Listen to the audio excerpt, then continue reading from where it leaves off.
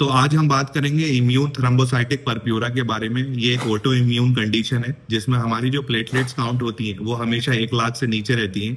आपने देखा होगा आपके पास इस तरह के पेशेंट आते हैं जो कहते हैं कि सर हमारी प्लेटलेट हमेशा 1 लाख से नीचे रहती है, ऐसा क्यों होता है?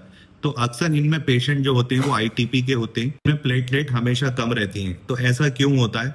तो जो हमारा इम्यून सिस्टम होता है वो प्लेटलेट्स के अगेंस्ट एंटीबॉडीज बना लेता है और ये एंटीबॉडीज प्लेटलेट्स को किल करना शुरू कर देती है, मतलब डिस्ट्रॉय करना शुरू कर देती है, जिसकी वजह से हमारे शरीर में हमेशा प्लेटलेट्स काउंट कम रहते हैं। एक्यूट आईटीपी ये बच्चों में देखी जाती है, किसी इन्फेक्शन या वायरल की वजह से हो जाती है, पर ये 80% बच्चों में खुद ब खुद ठीक हो जाती है, किसी ट्रीटमेंट की जरूरत नहीं होती है। 20% ऐसे बच्चे होते हैं जो कि क्रोनिक आईटीपी में चले जाते हैं, जिनके लिए लंबे समय के लिए इलाज किया जाता है। क्रोनिक आईटीपी ये बड़ों में देखी जाती है, इसमें भी इनके लिए लंबे समय के लिए ट्रीटमेंट दिया जाता है। इसमें कोजेस के बारे में बात करें तो इसमें जैसा कि मैंने आपको बताया, जो हमारा इम्यून सिस्टम होता है वो प्लेटलेट्स के अगेंस्ट एंटीबॉडीज बना लेता है और उनको डिस्ट्रॉय करना शुरू कर देता है। पर कुछ इन्फेक्शन या वायरल की वजह से भी ऐसा हो सकता है, जैसे कि HIV, HCV, H पाइलोरी का इन्फेक्शन, इन सब कारणों की वजह से भी आईटीपी हो सकता है। अब इसमें सिम्टम्स की बात करें तो ज्यादातर केस में सिम्टम्स नहीं दिखाई देते हैं पेशेंट में, पर अगर प्लेटलेट काउंट ज्यादा लो हो जाए तो रेड कलर के डॉट शरीर पर दिखाई दे सकते हैं, पर्पल ब्लूश कलर के पैचेस दिखाई दे सकते हैं जिनको पैटी की परप्यूरा बोलते हैं।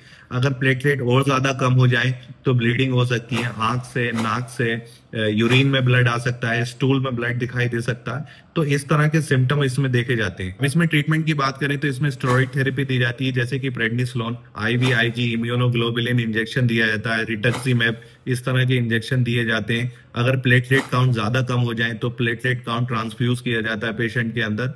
अगर इन सब से बात नहीं बनती है तो फिर सर्जरी की जाती है जिसमें कि स्प्लीन को रिमूव किया जाता है, जिसको स्प्लीनेक्टमी बोलते हैं।